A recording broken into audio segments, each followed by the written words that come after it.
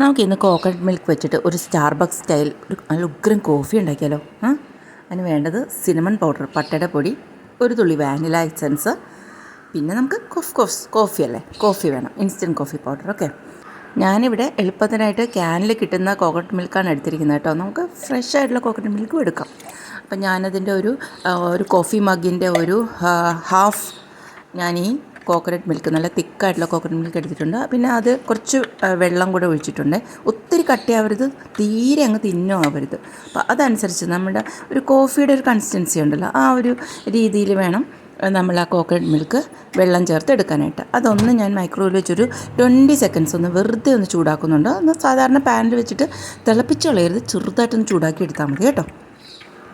Next ഞാനിവിടെ ഒരു ചെറിയ മഗ്ഗിൽ നല്ല സ്ട്രോങ് ആയിട്ടൊരു കോഫി ഡിക്കോഷൻ, ഇൻസ്റ്റൻറ്റ് കോഫി വെച്ചിട്ട് തിളച്ച വെള്ളം ഒഴിച്ച് ഇങ്ങനെ ഞാനത് പ്രിപ്പയർ ചെയ്ത് വെച്ചിട്ടുണ്ട്. ഓക്കെ, ഇനി നമുക്ക് ഇത്രയേ ഉള്ളൂ സംഭവങ്ങൾ. ഇനി നമുക്ക് അതിൻ്റെ അകത്ത് ആ പ്രിപ്പയർ ചെയ്ത് വെച്ചിരിക്കുന്ന കോഫീന്ന് പകുതി ഞാൻ ഒഴിക്കുക.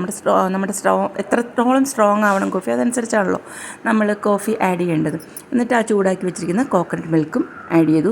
അപ്പോൾ എനിക്ക് കടുപ്പം പോരാൻ തോന്നിയിട്ട് ഞാൻ ഫുൾ കോഫിയും ഇട്ടിട്ടുണ്ട്. പിന്നെ ഞാൻ അല്പം ബ്രൗൺ ഷുഗറാണ് ചേർക്കുന്നത്.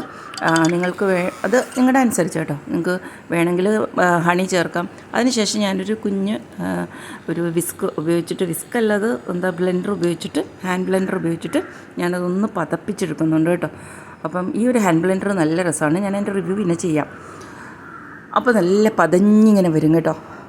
അതിന് മുകളിലേക്ക് നമുക്ക് ഇതിന് വേണ്ടിയിട്ട് ഞാൻ കുറച്ച് ചോക്ലേറ്റ് പൗഡറോ അല്ലെങ്കിൽ കോഫിയോ, നിങ്ങൾക്ക് വേണമെങ്കിൽ ബൂസ്റ്റ് വേണമെങ്കിലും ഇടാം, നമ്മുടെ ആ ഒരു ടേസ്റ്റ് അനുസരിച്ച്.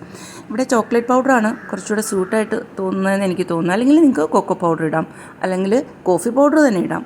കുറച്ച് സിനമൺ പൗഡർ കൂടെ ഞാനൊന്ന് ഒന്ന് സ്പ്രിങ്കിൾ ചെയ്തിട്ടുണ്ട്. ഓക്കെ, നമുക്കത് ഓരോരുത്തരുടെ ടേസ്റ്റ് അനുസരിച്ചിട്ട്. ഇപ്പം ഞാനിവിടെ ഇട്ടിരിക്കുന്നത് ഈ ഹെർഷയുടെ ഹോട്ട് ചോക്ലേറ്റിൻ്റെ പൗഡറാണ്. ഓക്കെ, നമുക്ക് ഹെർഷയുടെ കൊക്കോ പൗഡർ കിട്ടില്ലേ, അതേപോലെ തന്നെ ഹോട്ട് ചോക്ലേറ്റിൻ്റെ പൗഡർ കിട്ടും. നല്ല ടേസ്റ്റാണ്.